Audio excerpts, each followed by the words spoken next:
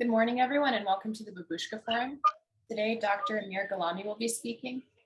Amir received his PhD from UT Austin in 2018. His work on large-scale 3D image segmentation earned him UT's Best Doctoral Dissertation Award for that year. After graduating, he joined the RISE Lab and Bear at UC Berkeley, where he's now a research scientist. Amir has received numerous awards, including being a finalist for the Milosh Medal, receiving the Amazon Machine Learning Research Award, and winning Best Student Paper Prize in C17. Amir was also part of the research team at NVIDIA that made low precision neural network training possible, allowing a 10x increase in compute power. His current research focuses on efficient AI, AutoML, and scalable training of neural networks. And also, while a PhD student at UT, he organized the Babushka Forum, and we're very pleased to invite him back as a speaker in the forum. Thank you.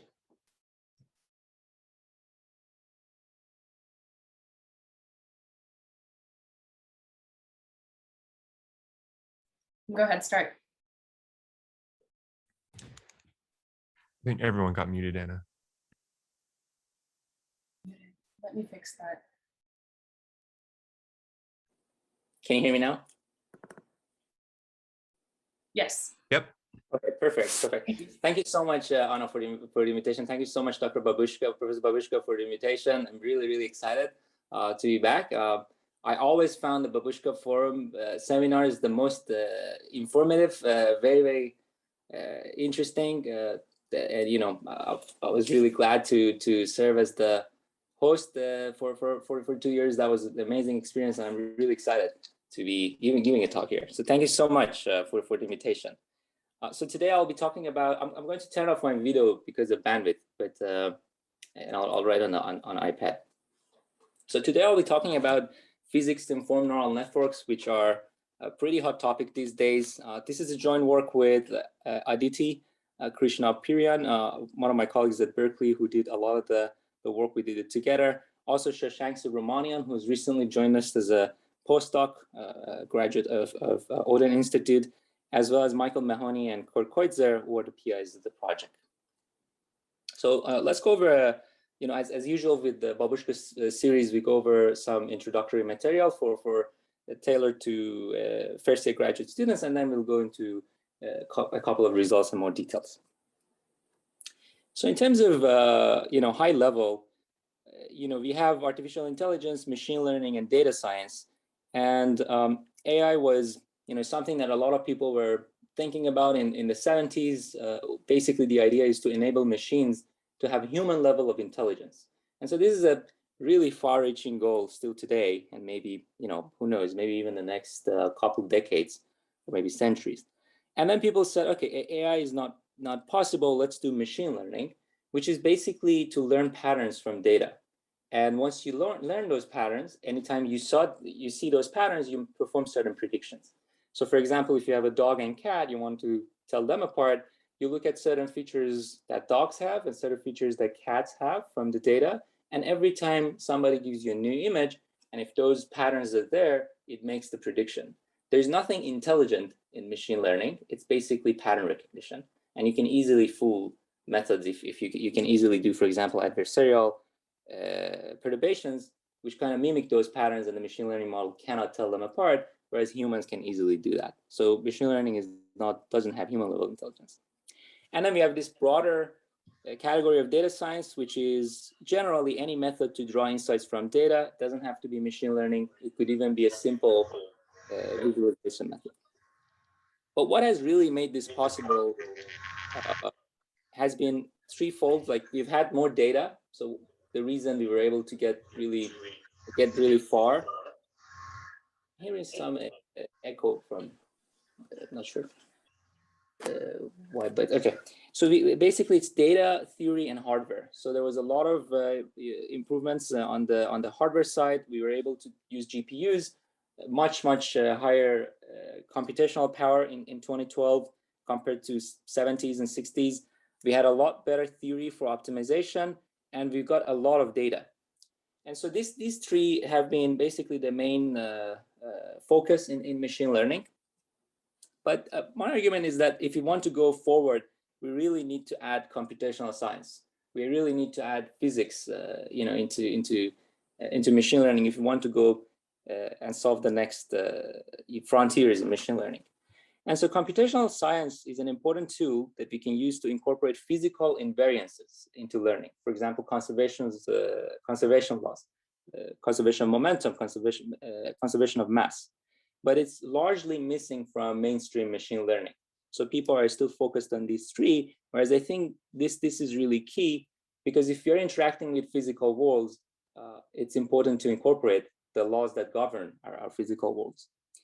And this is a quote from Professor Oden that he gave this talk when he was getting the Honda Prize.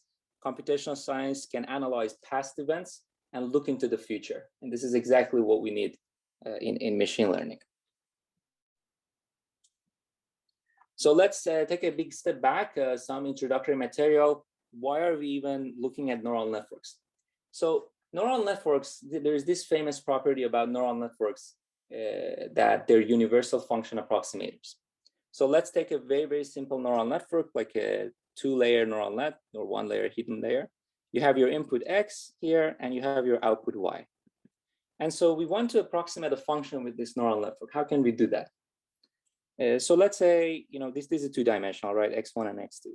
Let's say we give X1 inputs like this. Essentially, it's a hyperplane, and X2 with a different slope.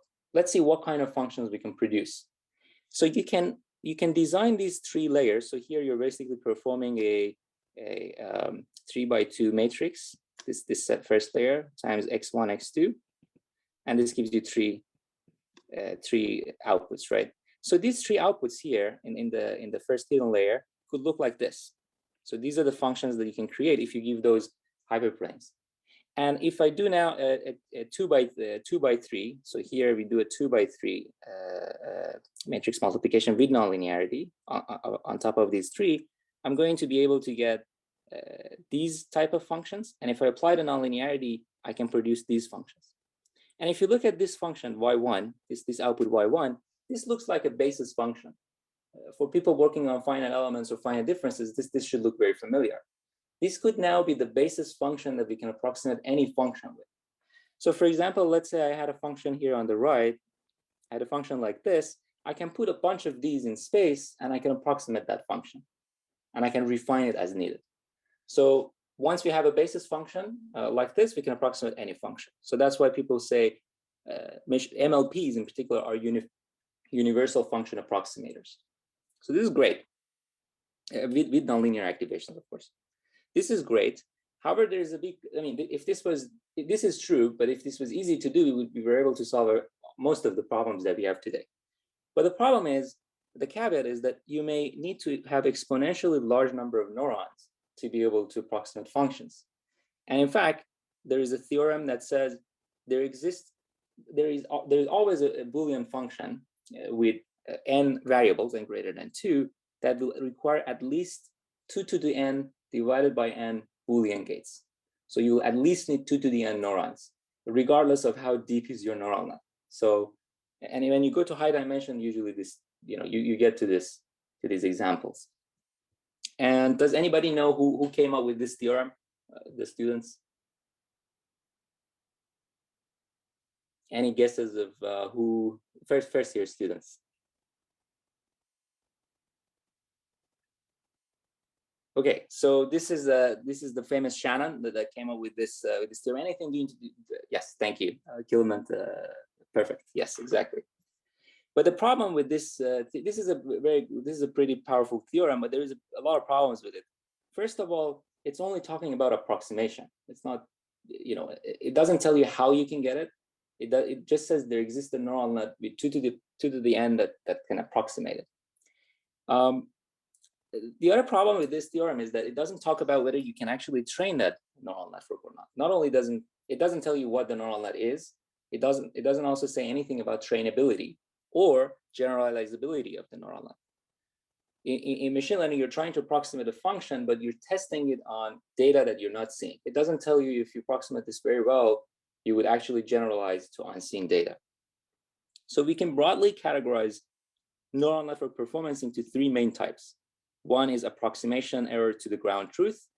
Universal function approximation tells us that if we are able to train a neural net, and if we find the right neural net, we can get arbitrarily close to the ground truth. Function for training data doesn't say anything about testing data. So it doesn't say anything about generalization to testing data. And then the other thing about the performance is trainability of a model. How hard is it to train this model? The loss landscape is highly non-convex, so it doesn't tell you anything about trainability.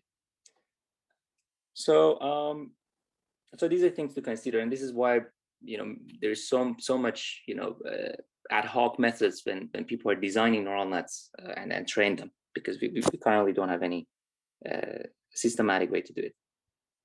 Okay, so what do people do in practice?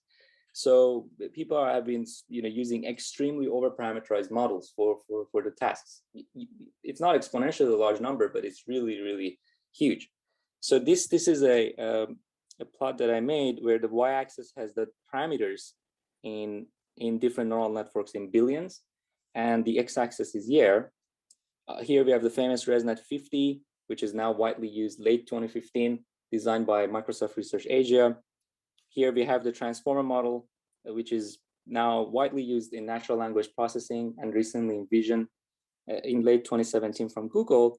And this is GPT-3, which I think many people have probably heard of from OpenAI, which has about 175 billion parameters. And G-Shard, this is another work from Google, 600 billion parameters for doing natural language understanding. And if you look at models that are in production today, Baidu, for example, uses 10 terabyte models for recommendation systems. So the way people are approaching this problem is, let's throw as much compute and number of parameters and try to get good results.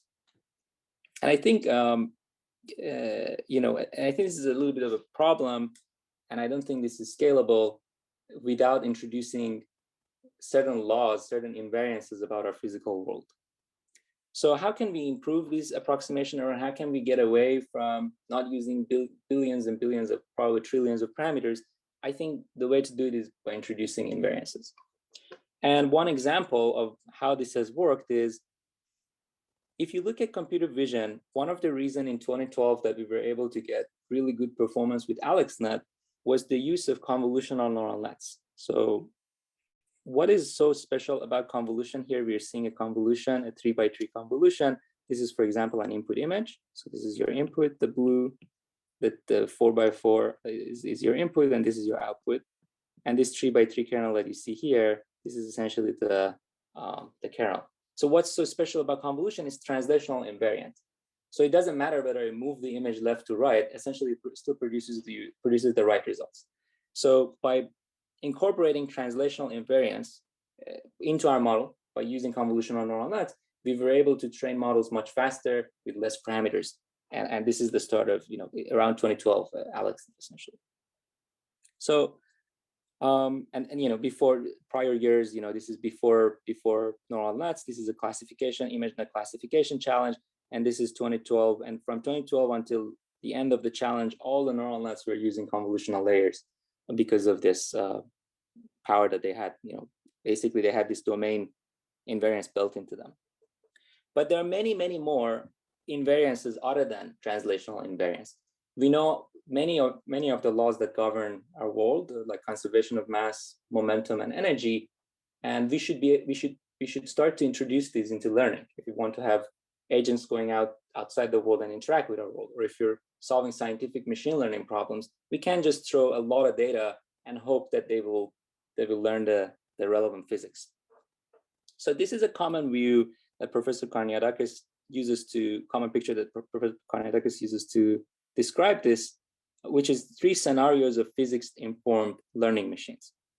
Sometimes you have very sparse data, very few data, and if you include these laws, for example, conservation of mass, momentum, and energy, it could regularize your training. It could enable you to, even in the presence of very small data, it could enable you to learn. Sometimes you're in between, so using a hybrid of data and physics-informed machine learning is useful. And his way of looking at this is, if you have big data, you can just use the data. So this is the common view. I view this a little bit differently. I think even for the more data case, physical laws can help us. So just a little bit of a difference. If you have less data, great, you should use physical invariances. But I think even for cases where we have a lot of data, using physical invariances should help us make the model easier to train with less parameters. Exactly like convolutional neural nets, how they help with in computer vision. But the main question is, how can we incorporate these invariances into learning? That's the big question. So let's go into physics-informed neural nets, discuss a little bit of background on that and how the different methods for incorporating these laws. So method one, which people have been looking at a lot, is let's create a lot of data. Let's create a lot of data. Forget about the physics constraint. Just give it a lot of the data and let the neural net figure out the laws, right? So this is basically the idea. You provide huge amount of data, probably use billions of parameters, let the neural net run for, maybe hundreds of thousands of iterations, and it will learn not only the physics, but it will produce good results. And this doesn't work. So let's for the remainder of this, I'm going to use Berger's equation for an example, which is a simple PDE, very famous PDE. You have the time derivative here, ut. You have the first derivative here, ux, and you have the second derivative here, uxx. And this is an example of how the dynamics of Berger's equation look like. You have an initial. I'm sorry to interrupt you. This is George. Hi. Hi, George. So I'm asking because I have to leave exactly at 11, and I don't know if you continue. So a question is, so you discussed the neural network. So the question is, why do you want to use neural networks to solve this PDE? That's an excellent question. You're really not motivating pins. That's an excellent question. So the reason people are looking at neural nets is because if we agree that they're universal function approximators, then they should, if you have a mapping from this initial condition to your grid, you should be able to approximate that with a neural net. And if you can do that efficiently, then instead of solving it with finite differences or finite element, it could be faster. Why? We have optimal solvers for these problems. If they have analytical solutions, that's correct. And I think one of the, for advection, or if I have a variable coefficient heat equation, I have order n solvers for the time stepping and high order accuracy in time. So what problem are we solving exactly? So where pins, so that's, so when people talk about pins being like 3 orders of magnitude faster than finite element, one thing that's missing is they don't consider training time. They don't consider that there's, for many of these problems, there are closed form solutions. So for all the examples in the papers, there are better methods in finite difference or finite element methods or analytical solutions. So having said that, the argument that people have is that pins could be used for cases where the PDE, for example, has an integral in it or has certain fractional derivatives in it that may be hard to solve with finite difference or finite elements. The other thing that they say is that sometimes having a mesh, using a mesh could be very difficult. Putting the solver, finite element or finite differences could be difficult. That's what Karniadaki says, but you need a mesh. You need to evaluate these points. So you have to put points down. Yeah, George, can I guys interject here real quick? I think I can answer George's question, at least from my point of view, because we use similar methods to solve hyperelastic material solutions using kind of conventional energy. So the question George asked is a very good one, which is, why do it? What's the benefit? I mean, and because we already have very well-established, extremely accurate methods to do it. The answer is that you offload, at least from my point of view, we offload the computation time to the training side. When we actually run the simulations, they run in just fractions of a second, and allows us to do massive scenario simulations and with extremely high speed. Now again, this is after everything's been formulated, trained, and validated. So it's not like you don't get something for nothing. There's nothing magical about any of this. But when you actually use it, it saves incredible amounts of time that other methods currently can't reproduce. Now, again, that's a very pragmatic, practical, application-driven reason, and that's the way we look at it. But at least from my point of view, we've shown that to be a tremendous benefit. George, this is Richard Tsai. If I may ask some comment. Actually, I have the same question as George, but if I recall, in those PINN papers, usually the context is that they only need to evaluate the solutions to a PDE at very few points, not globally in a domain like that. So I think if I recall correctly, they report computational time for evaluating, in this case, U at a point, and see how much time it is and suggest that that time is fast. But if you kind of multiply the time to the number of grid points that you want to evaluate, say you put a uniform grid point over the domain, then the timing is actually not fast compared to standard optimized solvers. It actually, in our case, we do solve it over the complete problem domain. We actually use finite elements to compute the energy, but when you actually run the compute time, let me give you a sense. So we say we look at a centimeter cube of myocardium, deform it under any possible deformation. Any reasonable loading path will take anywhere from 500 to 1,000 seconds. It takes about maybe 10, 15 minutes to run. And this is on a fairly up-to-date 50-core desktop. And that's pretty quick. The trained neural network solution will take about 1 to 200 milliseconds. Okay, and this is over the entire, solving the entire domain that way. So this is at least what we see. And also, I want to say that the problem scales beautifully. If we use even larger problems, the fun element will go up by the problem size, and the neural network-based solution changes hardly at all. Yeah, so the examples in the papers that around pins, all of them you can solve them better with existing finite element methods or even analytical solutions. So the motivation that they give is for cases where, for example, in high dimensional PDEs, it could be difficult to solve them with classical methods. For cases where you have a hybrid of data and physical laws, it could be better to use pins. So these are the motivations that people are giving. And to the defense of pins, I think this is a pretty early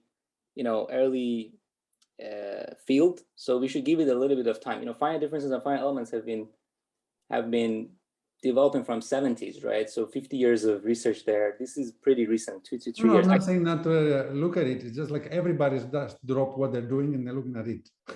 That's the right. issue. That I agree. Yeah, I don't mind people looking at it. It's just like everybody doesn't stop doing anything else. But anyway, go ahead. Sorry, Amir. No. I think as scientists, we should try to find the truth. And up to now, I agree. All of the problems that people show in papers, that you can solve them better with existing methods. This could be different in 5 years when we have more time to do research. That was not the case with finite elements. From the beginning, from day one, finite elements could solve problems nobody else could. That was from day one. Just people couldn't understand why. But from day one, finite elements could solve problems that was impossible otherwise. And that's not the case here. Yeah, so here we have several challenging problems here that I'm going to discuss. But George, I agree with your point that we should be very careful with many of the, in general, in machine learning, you have to be very careful with what you're reading. There are a lot of subtle problems, some of which I'm going to mention. Can I, let me just interject something here. I have a different point of view, and I certainly respect George's point of view. And I also agree with George that we have to be careful what we tell all of our students here. Like every new field, there's a lot of hype, and probably about 90+% of it is BS, probably even higher percentage here, but in this field, but there's actually something to it. And we actually compared I don't see this as this versus finite elements or this versus other methods. It's another tool that we have in our armamentarium. There's nothing magical about it. It's the major advantage, and we validated against what the key thing here is not that there are not other methods that can solve these problems. It's a question of the computational time it takes. If you're in a clinical scenario and you need to make a decision about a surgical treatment, you can't have simulations running for weeks and months. You have to have things results in a couple days, if not faster. This is a very, very big challenge. These methods offer one way to get around that problem that we've been able to show, at least in certain limited cases. Again, we haven't been doing this for more than about 2 years, that actually produce results that are equivalent accuracy tested against the very fun element solutions that we also developed in parallel. And they produce identical levels of accurate solutions in a mere fraction of the time. But you have to be careful, and we built this up because we know the material models, we know the boundary conditions, we know everything else about it. So I think if you look at this as a new mathematical tool, that what can it do different from other solutions, I think you'd be kind of hard pressed to justify it. And that may be George's point. On the other hand, if you say, if it can give you a practical solution time benefit, then it's, at least from the application side of it, it's very much worth pursuing. At least that, all I'm saying, that's been my experience.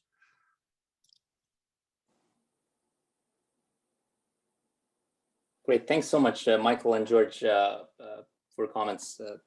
It's okay, So we can duke it out on the street. Don't worry about it.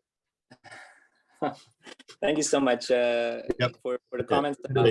You please continue. It's a very interesting talk. I didn't mean to interrupt you. That's all. Thank you so much for your comments. I think there are different views about this. There could be differences, but I like the approach to be thoughtful about these methods and look at the limitations. That's how we can improve upon them.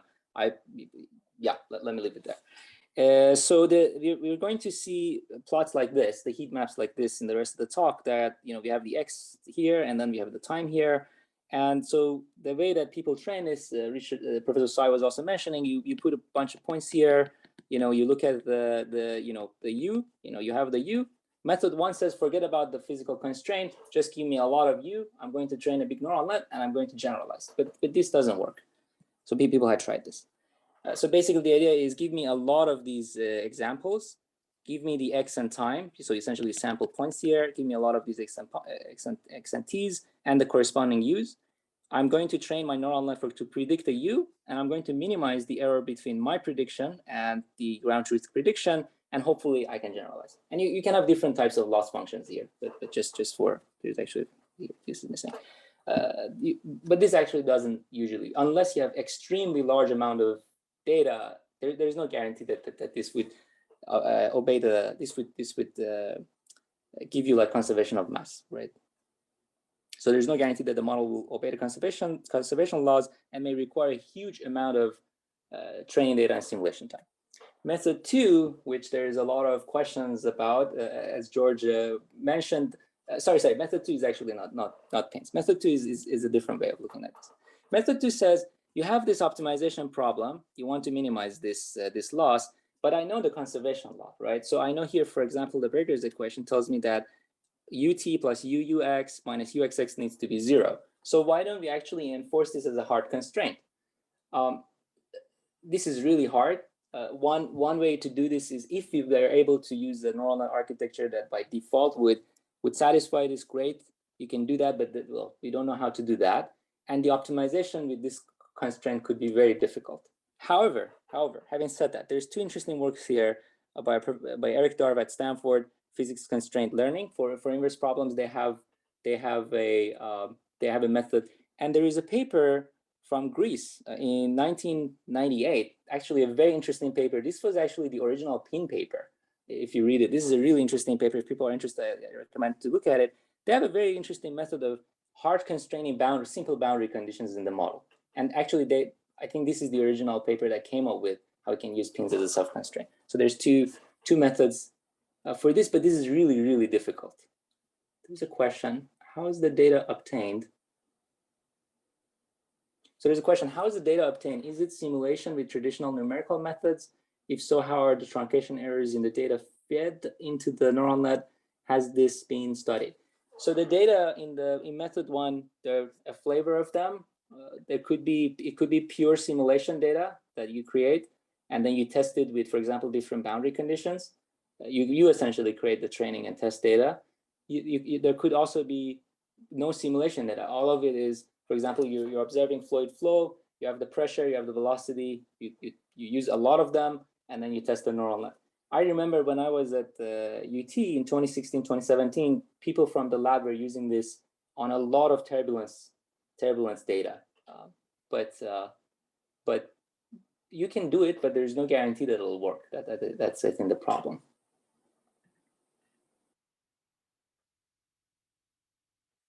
Yes, using simulation is probably the easiest way to get this data because you have control over your test and train. So that's essentially what commonly is used. There's another question. Shouldn't pins be compared against response surface methods, clipping PC rather than full accuracy solvers for unseen domains, at least with how they seem to be used in practice? William, can you expand on the first part? Maybe we can just, I'm not sure if you can mute yourself, but if you can. Maybe we could save the questions for the end because we're running short on time and you probably have a lot of material. Sounds good. So method 3, which is this physics-informed neural nets, say, let's do the following. We have our X and T, you have your training data, you get your prediction U. Let's use automatic differentiation and let's actually compute the derivatives and also add that to the penalty. How can we do that? Well, I have U hat, I can just look at U hat here. I can take a derivative back prop with respect to X here. I'll have U hat X. I have the second derivative with time and any other derivative. I have my solution, so I have U hat. My neural net has produced the solution. I can now go and look how accurate has the neural net approximated this PD. I can essentially compute U hat T. I can compute these, I have these derivatives with automatic differentiation. And what I can do is, instead of just using this data loss function, I can actually compute this. So I can look at the residual of the PDE and add that to my loss function. There is some interesting caveats here. George was talking with George, the way you have this loss function needs to be changed, but this is the way pins look at it. So an L2 squared loss. And then basically what you say is that you have your data misfit. You've observed a bunch of U's. So you have your data misfit. Now let me add a weighted loss for my PDE. And so this is the idea is if you're able to get to a global minimum, if you're able to solve this to loss equal to 0, then your PDE loss should be 0 and your U loss needs to be 0 as well. So that's basically the idea. So method 3, which is the famous pins, uses penalty method and adds this PDE residual as a soft constraint. It's okay if you're not satisfying it completely exactly. It's really easy to implement, works with any framework, TensorFlow, PyTorch, works with any neural net architecture. Really takes maybe an hour to implement the whole thing. Does not require a mesh or a numerical solver for the PDE. You can have random points here. Your points don't need to be like on a mesh. So you can have random points and you calculate the PDE and you can evaluate it on other random points. So you can evaluate it on a finer mesh. And in theory, it can work for very high dimensional problems and complex PDEs. For example, PDEs containing integral operators, which are difficult to solve with finite difference methods. So this is what people talk about. And so this paper from Karnadakis' group in 2019 is the famous one. But as I said, there is a paper from '98 that actually uses this method as well. So if you're interested, I highly recommend taking a look at it. But this is a very interesting work from Karnadakis' group. So let's look back at this problem. We had the Burger's equation, ut plus ux equals, plus a coefficient times uxx equals 0, some boundary conditions. So the way you train a neural net, you give it a bunch of points in the interior of the domain. For example, the boundary conditions as well. Let's say 0 boundary condition. So these are the boundary condition points. You let the neural net predict. You have the boundary conditions, so you make sure the loss there is incorporated directly. For the points in the interior of the domain, you give it the PDE residual. And then this is the prediction in the paper that the exact solution likes the blue curve and the prediction from the neural net is the red curve. So things match very well. At least that's what was in the paper. But this is not the entire story. There are a lot of subtleties in adding these pins soft constraints. And to study this, we chose 3 families of PDEs: wave equation or advection, reaction, and reaction diffusion. And we found that actually pins are very, very fragile. So if you look at this problem here, for example, these coefficients, 0.01 for the diffusion or 1 for the velocity here, it only works for these cases. In fact, if you use a negative velocity, things would break. If you, instead of going from t from 0 to 1, if you have 1 to 2, things break. So we decided to actually start from very, very simple PDEs and see if pins actually work. there are many problems with this soft constraint. And for all of these cases that I'm going to show, pins actually fail to learn relevant physics, even though these are very simple physics, since there are many moving parts in this problem that, you probably, at least I didn't see them from when I first looked at this, and especially this PDE residual that we add here. So let's talk about a little bit about the challenges. So let's start with the wave equation. This is a really simple PDE. So you have the wave equation, du dt, plus the velocity, the wave velocity times du dx equals to 0. Let's use simple periodic boundary conditions and initial condition. Let's just use a sign. Nothing extremely difficult, right? This is probably the easiest advection equation, wave equation. And so here the way you would use pins is that you have your x and t. The neural net produces a u. You take the x derivative, you take the t derivative, and you evaluate whether the neural net has actually solved the wave equation or not by computing u hat t plus beta u hat x. So this is your PDE loss. You know that the problem's initial condition is sine of x, so you better incorporate that. You can also maybe, some people hard code this too. And you can impose the boundary conditions. The boundary conditions are periodic. So at x equal to 2 pi, your result needs to be equal to x at 0. So this is very simple setup. But actually it doesn't work. So pins can fail to learn advection. So this is an example with velocity equal to 30. This is the exact solution. This is pixelated because I'm showing the grid. So it's, what we actually observe. This is the exact solution, x and time. And if you use pins to train on this, this is the result that you get, which doesn't look like the exact solution at all. And if you look at the error and you quantify the error, here the y-axis is the relative error between pin's prediction and the exact solution, and the x-axis is the wave velocity. And you can see that for small velocities, you have something like order 10 to the minus 3 errors. But as soon as the beta increases to a point, you see that the error goes all the way to 100%. And I'm going to show that this problem, you can solve them with this neural net. So people can say, what if you try a finer mesh? We did try this, it still doesn't work. So there's some solved problems here. We tested this with different betas, beta equal to 10. You can see that the exact solution is this. Pin prediction is still okay, but as soon as you go to higher values of beta, things completely break. And this problem you can solve with a single line analytical solution, right? It's a pretty simple problem to solve. What about the Fisher equation? So Fisher reaction equation, sorry. So this is reaction equation. Let's look at another problem. Very simple problem. There's no derivatives in this one. So du dt minus rho u 1 minus u. This is basically grows the u, right? So if u is close to 0, then essentially you have something like du dt equals to rho u. So it exponentially grows. But if u close to 0, if u at some point is close to 1, then it doesn't grow. So this is a logistic growth. Very simple problem. So here actually for this problem, there's also a no uxx. In the paper we have for just the reaction, but these plots are for when you have diffusion as well. I apologize for that. So this is the exact solution when rho equals 5 and your diffusion coefficient equals to 2.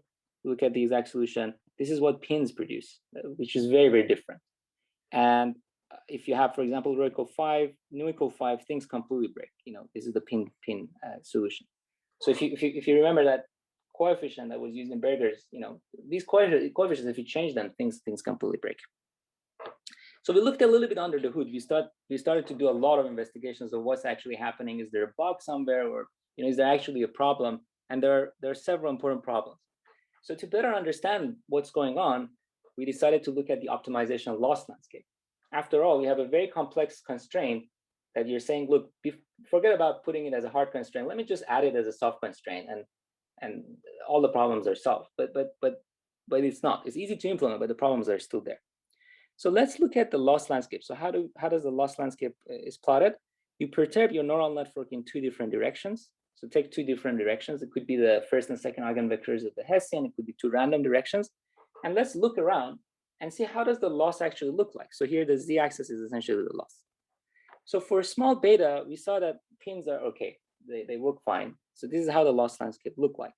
But as I'm increasing this beta value, you can see that the loss landscape becomes increasingly complex and the values go up. This is after the model has converged. So, so as you can see, the problem becomes extremely hard to optimize. The theory tells us that if you're able to optimize it, you know, if the loss equals to 0, of course the PD is satisfied, the residual, and you have solved the problem. But how can you actually solve it? Right? This goes back to the universal approximation theorem. You can approximate the function, but there is no guarantee that you can train it. And so one idea, which was on a paper, a follow-up paper from Professor from one of the authors of the PIN paper, was that, okay, let's change the weight of this loss, the PD loss. So instead of adding, you know, 1 here, let's change this. Let's see if that helps us. Well, that's actually helpful. You know, it makes the loss landscape smoother. So if I instead of using 1 here, if I decrease it, if I decrease it to 10 to the minus 6, the residual, yeah, the loss looks great. 10 to the minus 5 is still okay. 10 to the minus 3 doesn't look okay.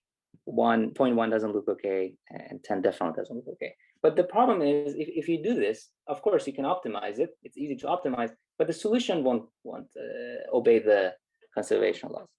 So if I use small values of lambda, for example, 10 to the minus 6, then my relative error is still pretty high, order 1, and the absolute error is also pretty high.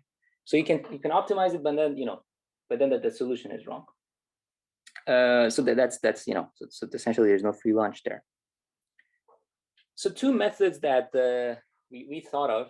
I'm not claiming that these are the solutions. This is just basically showing that the goal here is to show that you need to rethink the way you're doing this self-constraint, not that these are solutions, right? One of them is curriculum learning. So curriculum learning is very well known in machine learning, and the idea is to start for pins. The idea is to start with very simple physical constraints. Don't start with a very large beta from the beginning of training, right? And when we're teaching equations, we don't go to Navier-Stokes, right, immediately. We start with simple PDEs or ODEs, and then, you know, we start to go from there. So if you like that analogy, some people don't like it, but if you like that, you know, analogy with humans also learn from simple ODEs and PDEs, and then we give them the complex ones. So basically the idea here is, instead of throwing the exact problem, hard problem from the beginning to the neural net, start with simple problems and then gradually increase. So the idea is this: when you're training the neural net, don't start from this large beta from the beginning. Start from small betas. Let the neural net train, learn that, and then you increase beta. That's the idea. That this is what's called curriculum learning. And if you use the same neural net, nothing has changed here. The only thing we're doing is this curriculum learning. Use the same neural net architecture. The regular pin training for beta equal 3 looked like this, if you remember, on the left side. And if you do this, you see that it's able to train. So the neural net actually has enough capacity. So if you pose the problem this way, it's possible to solve it. And you know, we tried this for different values of beta 20, beta 30, 40, and you can see that if you're using the regular pin training, you get very large errors. For example, 7.75 for the relative error. But if you use this curriculum learning, 2 orders of magnitude smaller error. And same thing for different beta values. And we've tested this for different problems. But the idea is, you know, let's say you have even, you know, much more complex PDEs. You can start from simpler PDEs, maybe approximations to them, let the neural net learn that, and then you progressively make the problem harder. This is the reaction problem. So the growth problem, du dt minus rho u, 1 minus u equals 0. On the left side, you see regular pin training with rho equal 10, completely fails to capture the relevant physics. If you have the curriculum learning here with rho equal 10, it does capture it really well. Same neural networks, nothing has changed here. Same neural network, same optimizer, we haven't changed anything. And here we have the relative error with regular training with pins, the blue curve. You can see that this is the blue curve, pretty large values for both the relative error and the absolute error. But if you're using this curriculum learning, much smaller error. I'm not saying this will work for all the problems, but I think there is going to be a class of methods like this, that you start to train a neural network with simple constraints, and then you make it harder. The other thing is using sequence-to-sequence learning. So let's see what the pin is actually doing, regular pin. I think Professor Sai also mentioned this, that you have a bunch of random points in your grid here. These are x's here. So you're computing the residual here at all of these points. And you're telling the neural network, look, I have a function, there exists a function, right? That goes from x at time t equals 0 to all the other x and t's, right? There is a mapping that goes to any x and t. And you tell the neural network, well, I know this function exists, and you should be able to approximate this function based on the universal function approximation theorem. You should approximate it. But this is a very difficult function to approximate for all t. So instead of doing that, instead of trying to ask the neural network to learn this mapping for the entire space-time simultaneously, an easier problem to solve is to pose it as sequence to sequence. So essentially, ask the neural network to approximate a smaller portion of time instead of the whole time, right? So an alternative is to pose the problem as sequence to sequence learning, where pin learns to predict the solution in a finite time horizon instead of indefinitely in the future. So this is what we call sequence to sequence learning. And once you have the result here, then you essentially apply it here. And once you have the result here, you apply it here, okay? And so this also works really well. So this is the Fisher equation, the Fisher solution that I showed you. It has a diffusion term, it has a reaction term. And this is the exact solution for rho equal 5. Diffusion coefficient nu equals 3. Regular pin gives you this solution. And if you apply the sequence to sequence with the same setting, neural net is the same, everything is the same, you get much better results, which is kind of expected because the function you're trying to approximate is much simpler when you have a smaller time horizon. And then here are some numerical results.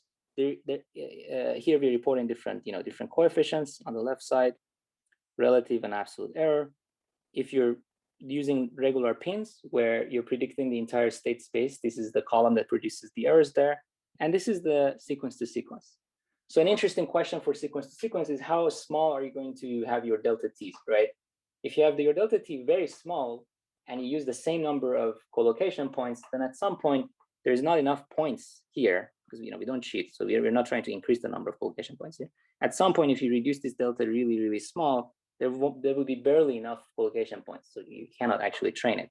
So for sequence to sequence, you see that there is a trade-off between how large your delta t is, this portion is, versus your errors. But it's still an order of magnitude smaller than regular pins. So in conclusion, I think I just want to clarify that pins are very interesting. So my results shouldn't be viewed as an evidence that pins are not working. I'm actually very excited. I think Professor Karniadakis' group has done a lot of interesting work, but there are many, many, many open questions that are actually very interesting to solve. So pins are easy to implement, but there are many subtle issues associated with their training. They can fail to learn simple problems such as advection, reaction, or reaction diffusion problems with non-trivial coefficients. And analyzing the problem shows that while the neural net has enough capacity, there are some optimization problems associated with adding this soft regularization that could be difficult. You can train it, you see that you're training it, but actually doesn't generalize. And two solutions that I proposed, that I discussed, was curriculum learning, where you first train pins with simple constraints and progressively make it more complex. I think that this is pretty interesting. It kind of feels natural to me that this is the way we should do it for complex PDEs, but more results are needed here. And sequence to sequence learning, where instead of trying to predict the entire space-time at once, you pose the problem as sequence to sequence learning and let pin learn to predict smaller time horizons. I'm not surprised that this works because when you have smaller time horizons, the function that you're trying to approximate becomes simpler. But because we want to have the cost the same, we reduce the number of collocation points. So just some open problems here. I think if you're a student here, this is a pretty exciting area. There are so many open problems, so many questions about things that don't work. So I just wanted to summarize some of them here. On the optimization side, there's something really interesting here. Really, really interesting, because especially in Berkeley, everybody talks about SGD, but it actually doesn't work here. Unlike all other classical ML tasks, pins cannot be optimized with mini batch, either SGD, ADAM, etc. It doesn't work. Even with full batch gradient descent, things break. Full batch gradient, full batch ADAM, things break. It only works with LBFGS, with full batch size. And I even looked at the 98 paper that I mentioned, they're also using LBFGS. So we are doing some work here. I think there's so many interesting things here that people can take a look at. But the problem with full batch is that it makes the training a little bit slow and sometimes hard to optimize. So I think there's some things here that could be looked at. Another really exciting thing is the role of the neural net architecture. Classical neural net architectures were designed for vision problems, and I think we need to change them for scientific problems. And it would be really interesting if we could find different architectures for different types of problems. For example, elliptical PDEs or maybe need a different architecture than hyperbolic PDEs or parabolic PDEs. For example, for the advection problem, it could be that the PDE looks very different than a diffusion problem. Diffusion, we know convolutions should work very well for diffusion. So studying the role of neural net, the interplay between neural net architecture and PDEs could be interesting. But to the students, I think a lot of the courses that you're taking in the Odin Institute are quite relevant. So I think, and the faculty there and the people who understand PDEs really well and the math behind it, I think if we want to solve this, this is the way to do it. Go back to the first principles, look at the problem, ask questions about these results, and try to solve them. I think it's an exciting area. Thank you so much, everyone, for inviting me. Thank you so much, Professor Babushka, for the invitation. Really a pleasure to give this talk.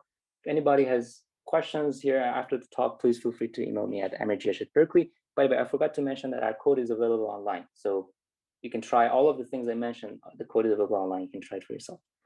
Thanks so much.